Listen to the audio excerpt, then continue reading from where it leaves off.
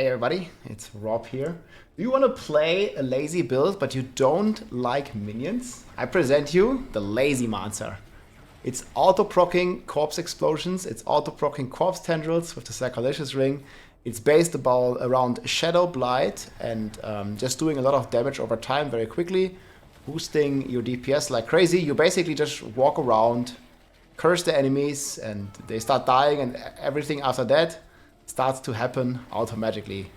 The size is a bit capped, so in this footage here that is from Aldrich, I'm going to link his channel in the description, definitely check him out. GG Necromancer player.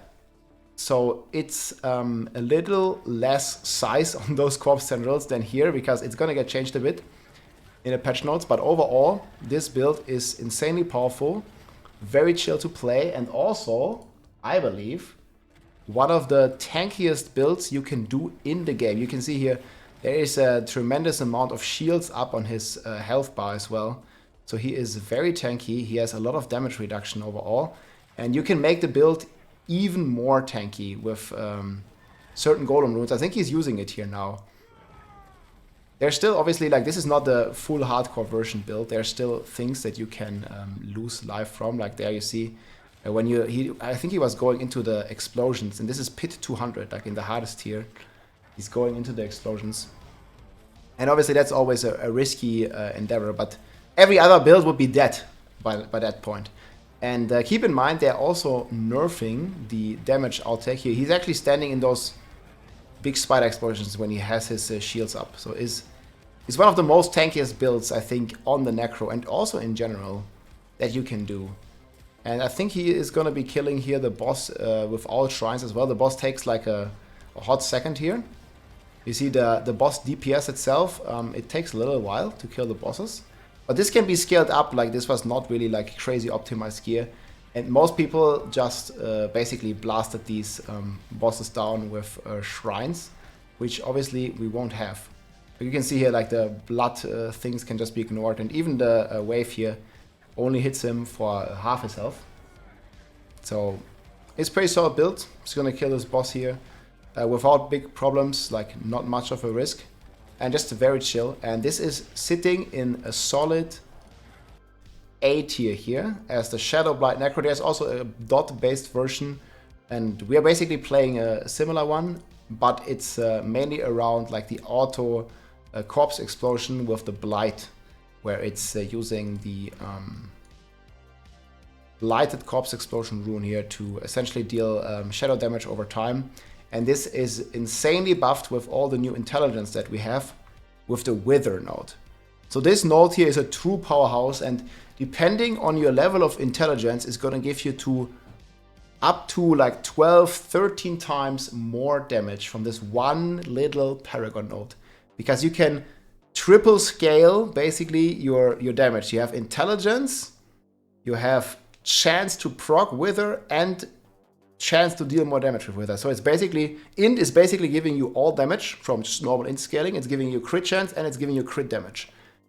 Pretty insane for this build. So there's different versions here. We're going to be talking about the non-Uber version, which I think is like very beginner friendly. Like you need a couple of uniques to play this, but it's not revolving around minions. And minion is a very strong build this season. It's the S tier build, but this one is basically, I would argue, even easier to play. You don't have to do much, and it's still very strong. BG.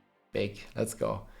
Thank you so much. And yeah, like there's Howl from Below, there is Sacrilegious. This one just automatically procs Corpse Tendrils, Corpse Explosion. You got the Rocking the Black River here. Then we have the Shielding Storm. This one combined with Bone Storm is going to give us like all the barrier that we had. And you want to be careful here. You only want maximum 2 size rolls on Corpse Tendrils. So we're rocking one Corpse Tendril size here. We're rocking another one here. And then we are using the Creprify size for our curse. And we are using the Corpse Explosion size to have bigger AoE. And then you want to get some armor, like total percent armor, because you not have Juggernaut and you want to reach 9,000 armor. So get at least 1 or 2 armor rolls. And then we are playing the Hardened Bones here for an extra 20% damage reduction. Undying Aspect, this will heal us automatically with our Sacrilegious Ring.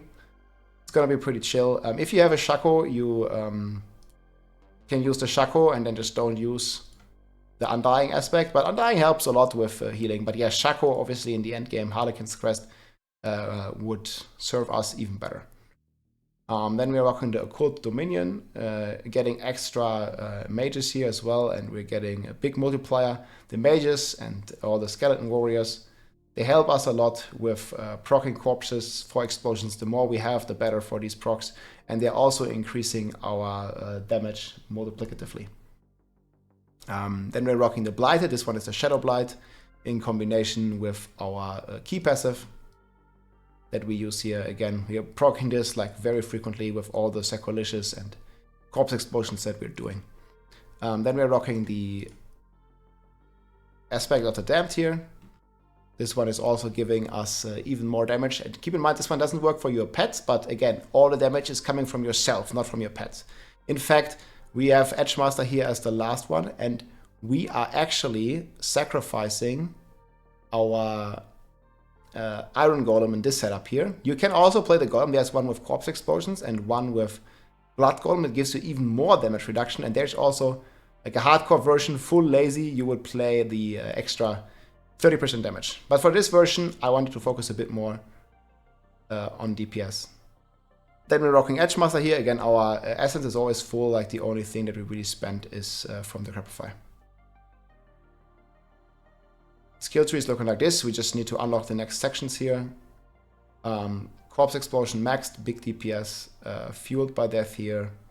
9x after consuming corpses. Death Embrace, Death Approach, amplify damage, and the Crapify maxed here for big damage reduction. This also works in your party. You're also getting your cooldowns back, which can be tremendously helpful, especially for your big cooldown, your ultimate. We're using damage over time build here, so Amethyst is very good, Ruby, Diamond, pretty cool stuff. Then we're rocking all the Darkness passives here, movement speed, and just extra damage multipliers. This one here, Necrotic, fortifies us. You also have the Exhumation Glyph that fortifies you even further. And it's going to give you like tremendous amounts of fortify. It actually might be a bit overkill for the fortify, but depending on the damage intake and your healing with Undying and stuff, you need a lot of fortify. We'll see how crazy the pit evolves, and we might have to update the builds again. Then we're rocking Bone Storm here. Again, the crit chance here is not really all too useful. You don't need to spend this point. You can also put it somewhere else. Because again, we're not scaling crit chance. Because the only way our dots will crit is with the Wither passive and Blighted Corpse Explosion, because it makes it into a dot effect. Then Paragon tree is looking like this. We have Gravekeeper. We have Abyssal here in the Wither node here. This one is the best one. We want to be stacking a lot of int. And then we're rocking Exhumation, and we're rocking Scourge here in the Hulking Monstrosity board. Up here, we got Flesh Eater. Again, we're consuming the corpses automatically with our Sacrilegious Ring. So that's not an issue. And we are getting and picking up Amplify. We're cursing everything. Down here, we have Tenacity, more life. Like, life is always good. I chose all the life nodes here, even in the softcore version. Because you already have so much additive. So you just want to mainly path into the glyphs, get the minimum requirement, and then keep going, basically. Then we're rocking Darkness here, more DPS, and finally, last but not least, Scent of Death here with Exploit. Again, in the hardcore version, I think this might also be like the chilliest versions to start with, like just use Blood Golem, 30%. Again, you can also use the active here on your Golem. If you feel like your minions are dying a bit too much, you can also spec in the skill tree. I think in the hardcore version I have this, but in the no Uber version I don't have this. Like, you can spec out of Deck Rapify and take some extra life for your minions. Many different ways here to play the build. But yeah, I think sacrificing the Golem here is the best choice. Like, it really gives the Necromancer its name, like the full Shadow Blight Lazymancer. Pretty chill one. And there are some more videos here. I think there's a 2-minute run. And you guys can just see here how this build is decimating. Definitely check out Aldric, who played these builds. And this is a ton of fun to play. Like, you're just keeping your range. Like, you don't even have to be in close proximity. Like, all you have to do pretty much is curse. And sometimes you can manually cast your Corpse Tendrils, Corpse Explosion if you like. But most of the time this just, again, happens automatically, and here you can see the monsters just flying in from everywhere. It's pretty funny. The size is gonna be a bit less, but Corpse Tendrils already has, you know, a very, very solid base area of effect, and this one is doubled again.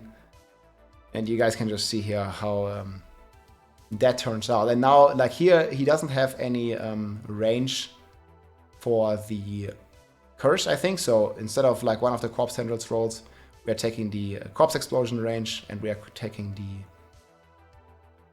curse range here. So yeah, these tendrils are not going to be quite as humongous, but they're going to be pretty big. And I think playing this one in hardcore is going to give you a lot of joy. And I think in general, a lot of people will have a problem with the minion necromancer. It's going to be a pretty chill build. It's also going to be like very reliant on stupid pet AI. Why this build is a lot more forgiving in that sense. Like, you know, you're not reliant on, you know, the golem or the skeleton mages finding its target, because here you just see, or you just choose the target yourself and you basically just start crushing it. So I feel like if you want to start the minion necro, I think everybody, or almost everybody, like Adam Jackson said, of course everybody's going to start minion necro. Most of the people will start minion necro, and I think that's good because it's also the starter set. But if you like some other build that is not reliant on some stupid pet AI, you should try out this Lazymancer. It's very solid A tier. It can do all the content in the game, I think. And I think it's going to be a very strong build. Again, planar links are going to be in the description. Hope you enjoyed the video, my friends. And I will see you soon. Enjoy Season 4. GG. If you liked this video, make sure to subscribe, leave a like or a comment. I'm also live on Twitch almost every day, so come and say hi.